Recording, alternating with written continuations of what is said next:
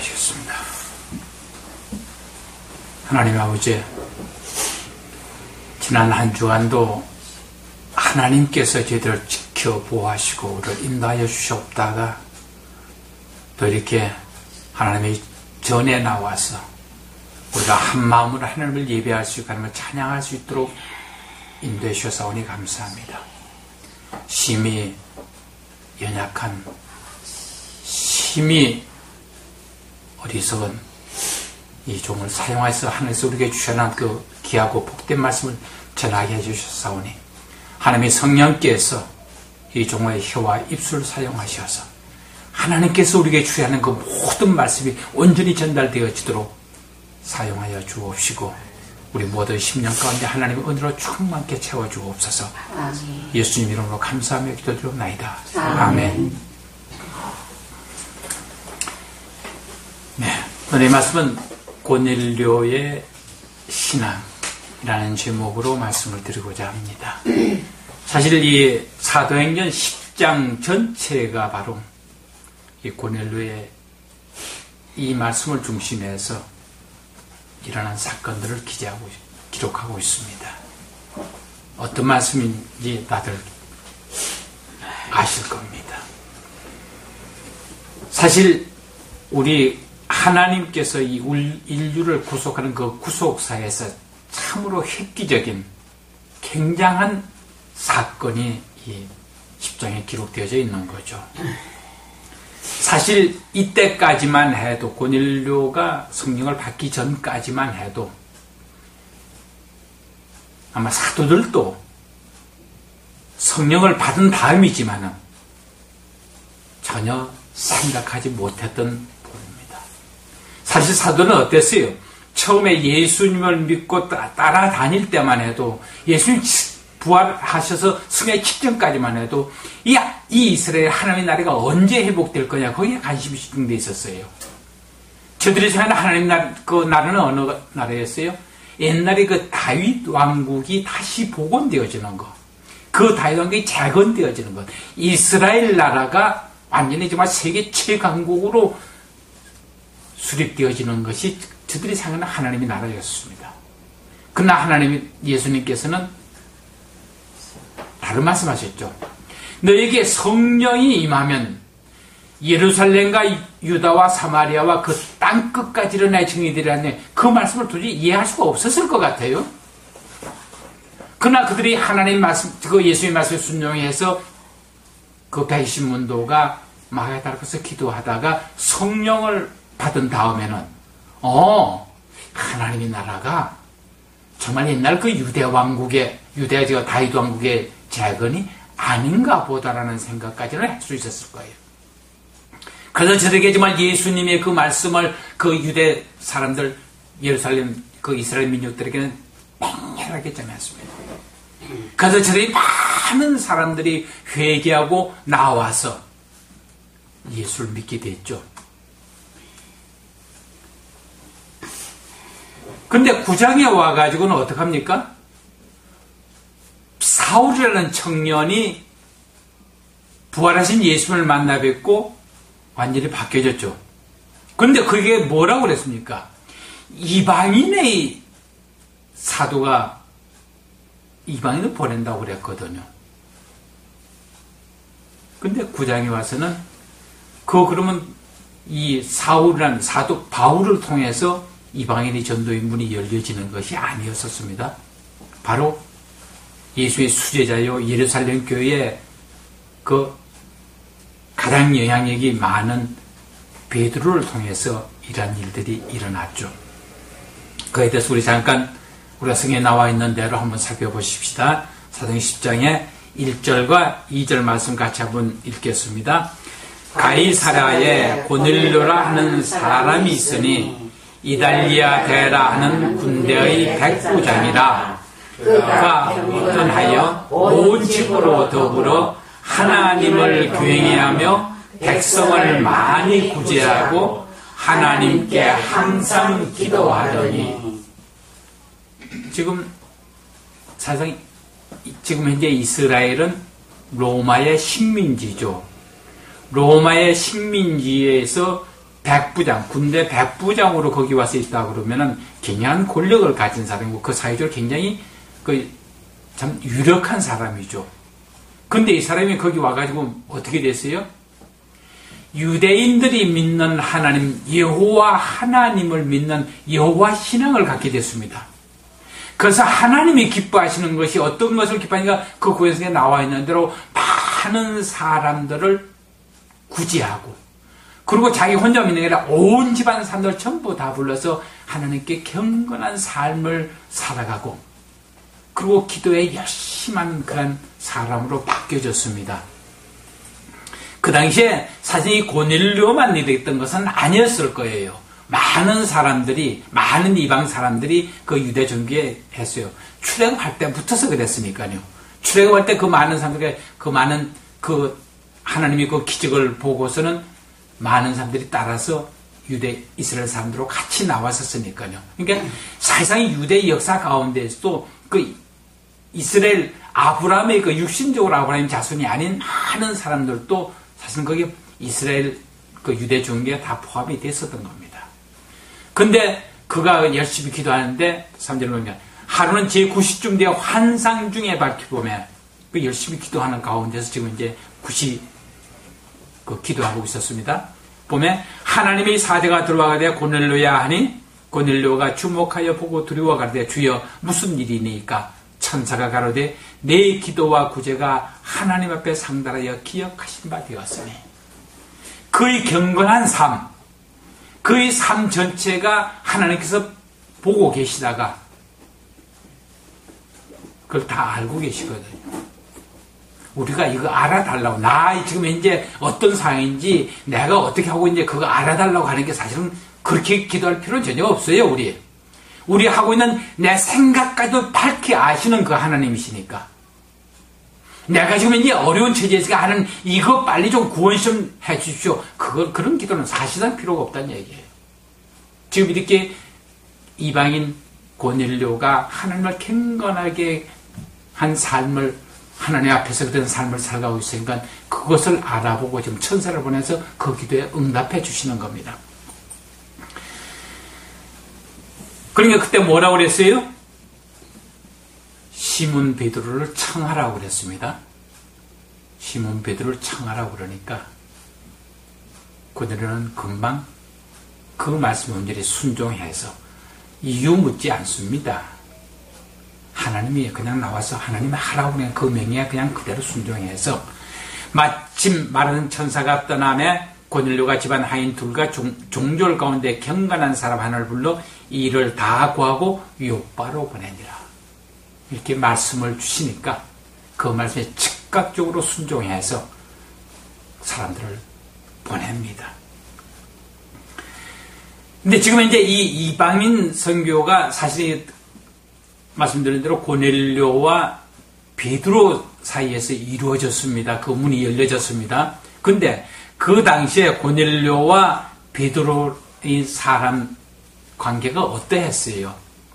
전혀 알지 못하는 사이입니다. 그 당시 그 사회적 신분으로 봤을 때는요, 로마군의 백부장, 식민지 국가의 백부장으로 가 있던 고넬료하고 저 갈릴리 호수의 그 오부 출신 베드로하고는 이 사회적 신분상으로는 엄청난 차이가 있습니다. 전혀 교제가 이루어질 수 없는 그러한 사이입니다. 그러나 그 사람들 간에 공통점이 있었어요. 어떤 겁니까? 첫째는 두 사람 다 기도하는 사람들, 하나님을 경외하는 신실한 신앙을 갖고 있었고 기도하는 사람들이었고 하나님 말씀에는 즉각적으로 순종하는 그런 믿음을 갖고 있는 그런 공통점이 있었습니다. 하나님 바로 이걸 사용하신 거죠. 그 하나님의 일하시면 이렇게 참으로 오묘하시잖아요. 어떻게 됐어요? 고넬료도 기도하는 가운데에서 하루 전날 기도하는 가운데서 하나님께서 그렇게 환상 보여줘가지고 보냅니다. 그들이 보낸 사람들이 시몬에게 도착할 즈음에서 또 베드로가 기도하니까 하나님께서 그 환상 가운데에서 하나님께서 깨끗하게 한 건 너희는 부정하다 하지 말라고 하는 환상 보여주고 그 사람들을 맞이하게 했습니다. 그리고서는 즉각 그들을 영접해서 하룻밤 재우고 이 말씀을 따라서 이 사람들을 따라서 갔습니다. 근데 그 당시에 어때요? 유대인들이 이방인들을 집에 가서 같이 교제한다는 것은 율법적으로 그 당시 율법으로는 전혀 합당하지 않은 겁니다. 그러나 그는 지금 자기들은 그 사회적으로 어떤 율법에 합당하다 하느냐 그게 문제가 아니라 하나님께서 명하셨다 이겁니다. 하나님께서 명하셨으니까 자기는 정말 어떠한 비난을 감수하고라도 하나님 명령에 순종하려고 하는 그 베드로의 순종하는 그러한 일 때문에 그러한 자세 때문에 이러한 하나님께 그 정말 인류 구원사의 획기적인 일을 이루어낼 수 있었습니다. 그러면 이제 그 다음에 갔죠. 이튿날 가이사랴에 들어가니 고넬료가 일가와 가까운 친구들을 모아 기다리더니 마침 베드로가 들어올 때에 고넬료가 맞아 발 앞에 엎드려 절하니라. 지금 보세요. 아까 말씀드린 고넬료 이 사회적 신분은 고넬료하고 베드로하고 어쩌면 천지 차이잖아요. 그런데 그 고넬료가 베드로 보니까 엎드려서 절을 합니다. 그러자 베드로는 자기가 절 받을 수 있는 그런 위치에 있는 사람이 아니라 그거는 신앙 안에서 우리가 하나님을 섬기는 그 신앙 안에서 아니다. 나도 당신과 똑같은 사람이다 하면서 그를 일으켜 세웠죠. 바로 우리가 주목해야 될 부분은 이 고넬료가 하나님께서 보내신 사람에 대한 그 자세. 오늘 이 부분 다시 한번 같이 읽어보십시다. 내가 곧 당신에게 사람을 보내었더니 오셨으니 잘하였나이다. 그까지. 지금 베드로가 왜 불렀냐고 얘기를 합니다. 그러니까 다시 물론 베드로의 얘기 들었어요. 그러나 다시 다 고넬료가 다시 한번 얘기를 합니다. 그러면서 이 베드로를 극진히 즐거운 마음으로 기쁜 마음으로 환영을 하는 거예요. 바로 여기서 고넬료는요, 자기 사회적 어떤 그 신분 따지지 않고 하나님께서 보낸 사람이기 때문에 그걸 극진히 대접하고 환영하고 즐거운 마음으로 그를 받아들이는 겁니다. 사실 베드로의 사람 보고 하는 거 아니에요. 베드로를 보내신 하나님 때문에 하나님을 영접하는 것처럼 이 베드로를 영접하는 그 신앙의 자세, 이것을 하나님께서 보신 거예요. 그 다음에 또한 베드로가 뭐라 그럽니까? 이제 우리는 주께서 당신에게 명하신 모든 것. 지금 이제 베드로에게 무엇을 기대하고 있어요? 하나님께서 그 하나님 당신의 종을 통해서 자기들에게 무언가를 말씀해 주실 것을 있으니까 청하라고 그랬을 거고, 그것이 뭔지 굉장한 기대감을 갖고, 즉 이 고넬료의 마음 가운데서는 하늘에서 보내신 하나님의 종을 극진히 환영할 뿐만 아니라 그를 환영하는 주 목적이 하나님께서 그 종의 입술을 통해서 나오는 그 말씀을 기대하고, 그게 뭐예요? 듣고자 하여. 여기서 듣는다는 게 뭡니까? 우리가 그렇습니다. 이 듣는다는 것하고 듣고자 하는 이때 그 듣는 자, 히브리 말로는 쉐마죠. 듣는다는 말과 그게 순종한다는 말은 동의어가 됩니다. 그래서 바로 사무엘도 순종하는 것이 죄가 낫고 듣는 것이 수행의 기름보다 낫다고 명확하게 해줬습니다. 즉 이때 이 고넬료의 자세는 하나님께서 베드로의 입술을 통해서 나오는 어떤 명령이라도 내가 듣고 그대로 순종하겠다는 그 마음의 자세를 가지고 지금 이제 있는 거예요. 그리고 바로 그 다음에 뭐라고 따릅니까? 다 하나님 앞에 있나이다. 지금 이제 고넬료의 평소의 그 삶의 자세가 바로 이런 거거든요. 자기가 지금까지 많은 구제를 하고 기도를 하고 이 하는 모든 것이 그냥 사람의 복이 생기라 천재 만무신 그 창조주 하나님, 이 모든 것 우주 만물에서 천지전능하신 그 하나님이 내가 하는 모든 것을 보고 있고 알고 계신다는 그런 자세 가운데서 살아온 사람입니다. 바로 지금 이제 우리 모두가 다 하나님 앞에 있나이다. 그거란 말입니다. 당신 베드로 앞에 있습니다가 아니에요. 바로 고넬료의 이러한 신앙 자세, 이것이 전적으로 우리들에게 필요한 자세입니다. 우리는 언제나 하나님의 눈길을 피할 수는 없습니다. 하나님의 우리 속마음까지 알고 우리의 생각까지 살피신 그 하나님을 피해서 살아갈 수는 없어요. 우리가 살아가는데 많은 문제들이 있죠. 그 많은 문제들은 전적으로 하나님과 나와의 관계에서 형성이 되어지는 거예요. 하나님과 우리의 관계는 어떤 관계라고요? 요한복음 15장 5절 말씀 같이 한번 읽어보실까요? 나는 포도나무요 너희는 가지니 저가 내 안에 내가 저 안에 있으면 이 사람은 과실을 많이 맺나니 나를 떠나서는 너희가 아무것도 할 수 없습니다. 어떻게 비유해요? 나무를 비유했습니다. 나무요. 이 나무에는 가지가 있고 잎사귀가 있고 열매도 꽃도 있고 열매도 맺히고 그러죠. 근데 이 예수 그리스도라는 그 줄기에 붙어있는 나무의 가지는 거기에 모든 잎사귀나 모든 열매가 뭐예요? 하나님께 유용하게 쓰여질 뿐 아니라 우리 그 믿는 우리들의 모든 삶에 그것이 기쁨이 되고 즐거움이 되어지는 겁니다. 그러나 예수 그리스도의 그 줄기에 붙어있지 않고 다른 데 붙어있는 나무라면 그게 모든 가지도 있고 잎사귀도 있고 열매도 꽃도 있겠죠. 그것들이 뭘 것 같아요?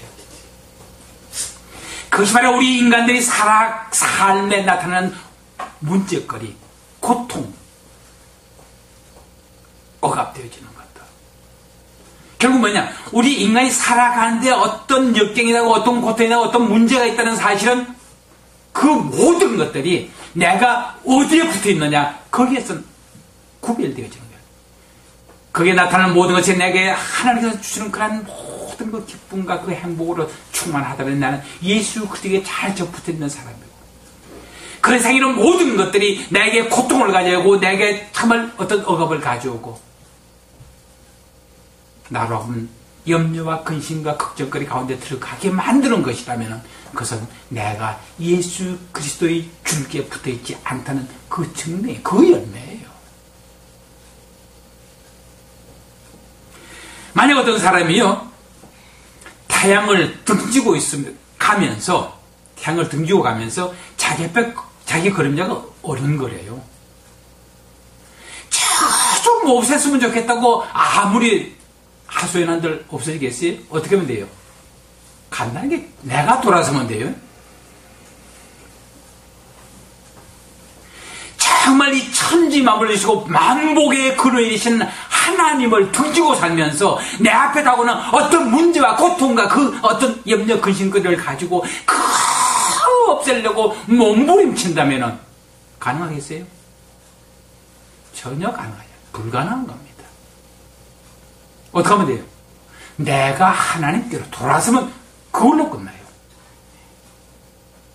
이 문제 해결해 달라고 아우성칠 게 아니라 그 문제가 하나님께서 나를 부르시는 거라고. 내가 하나님께로 돌아서 내가 하나님 편에 선다면은 그 문제는 해결되어질 수밖에 없어지는 거거든요. 참 사람들 얼마나 고집스러운가 하면 이런 간단한 문제 가지고도 안 해요. 그렇게 하질 않아요. 한 가지 여쭤볼까요? 하나님 사랑하세요? 하나님 사랑하세요? 전 의문스러워요. 왜냐면 제가 지난주에 하나님께서 저에게 베푸신 그 깨달음 때문에 그렇습니다. 이제 딱 4주째예요. 이게 한 달간 집사람이 여행 갔잖아요. 시간도 때도 없어요. 거기에 모든 내가 지금 뭐하지? 지금 거기 몇 시구나. 밤에 자다가 12시에 일어났어도요.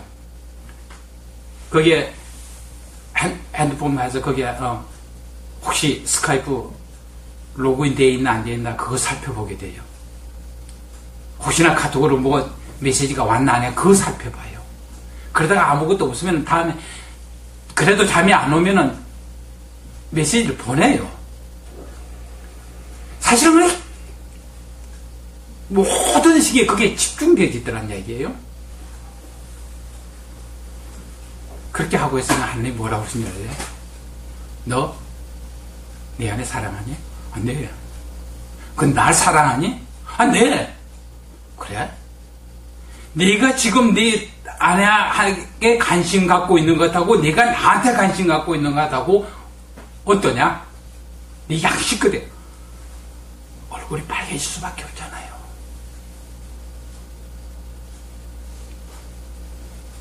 그래서 뭐라고 변명한 줄 아세요? 아버지, 하나님 진짜 내가 구체적으로 하나님 어떻게 내가 관심 가야 될지도 제대로 모르고 있는 거요. 그러니까 뭐라고 말씀하시는지 알아요? 야, 너 지금 네 장모님 그렇게 밥 챙겨드리는 거 어떠냐? 귀찮냐? 하기 싫으냐? 아니야. 왜 그러냐? 한번 생각해봐라요. 가만히 생각하니까요.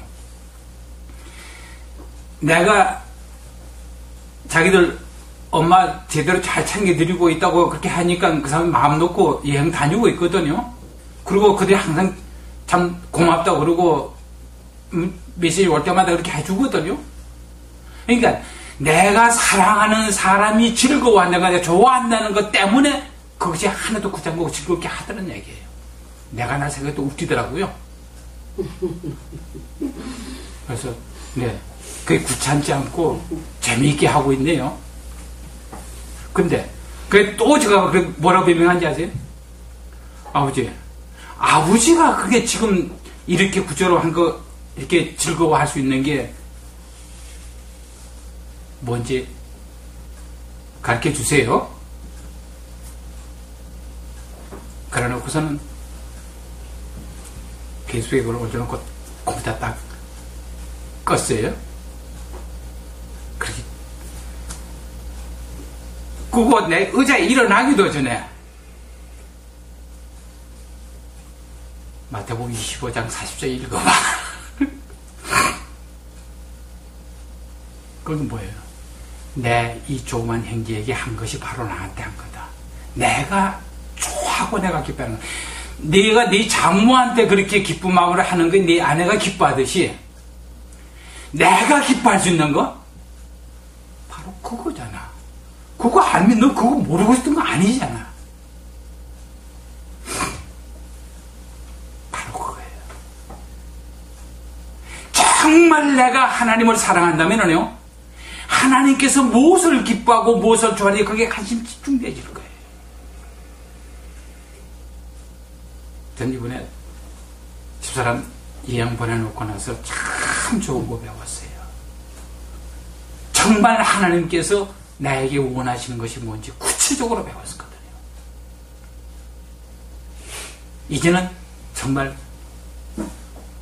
전에는 못 모르고 하나님 사랑합니다 그랬거든요.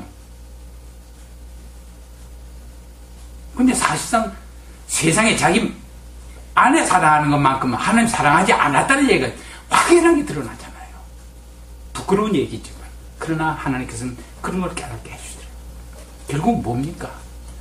내가 하나님의 관계를 어떻게 행사하냐. 즉 이 고넬료가 하나님 정말 하나님 앞에 살아가는 그 삶을 견지하고 있을 때 이렇게 인류 구원사에서 가장 획기적인 일에 제일 먼저 하나님 성령 이방인들에게 부어줄 때 그게 참여하는 사람이 됐습니다. 우리의 삶이요 정말 그러한 삶이 되어진다면 우리 늘 예배 때마다 그러잖아요. 만복에 거는 하나님이라고요.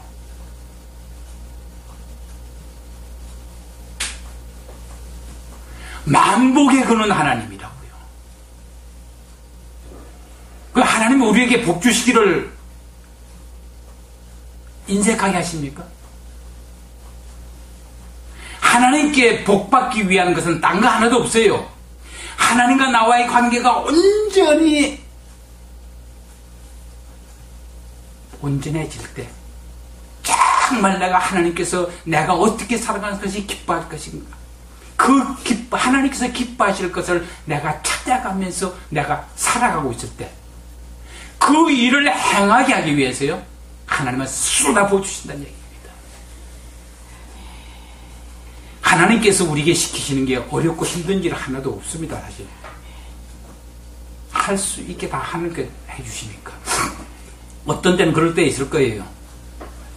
요단 강물이 흘러 넘치는데 벗기를 메고 거기를 건너가라 그렇게 명령하실 때 언뜻 보면은 도저히 불가능한 거 시키죠. 그런데 어때요? 그 죽으면 죽으리다. 그 제자들이 겁없이 그 요단 강물에 발 집어넣으니까 어떻게 돼요? 하나님께서 기적을 베풀어서 그 요단 강물을 멈추게 만들어주시잖아요.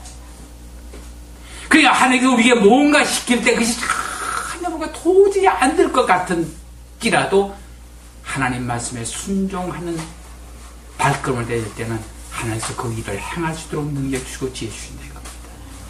지금 베드로도요.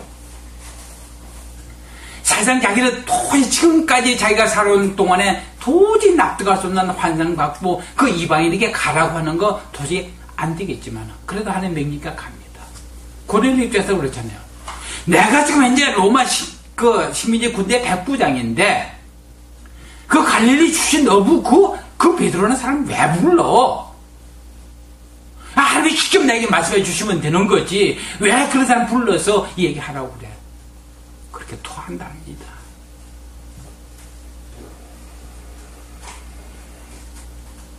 우리의 삶 가운데서 이렇게 정말 하나님과 긴밀한 관계, 정말 온전히 화목한 관계를 유지한다면 우리의 삶 가운데 일어진 어떤 문제도 해결되지 아니할 것이 없다는 사실을 기억하시면서 정말 이 한 주간 동안 우리 고넬료가 지켜왔던 그러한 신앙의 자세가 우리의 자세가 되게 해주십사 하고 기도하면서 승리하시기를 바랍니다.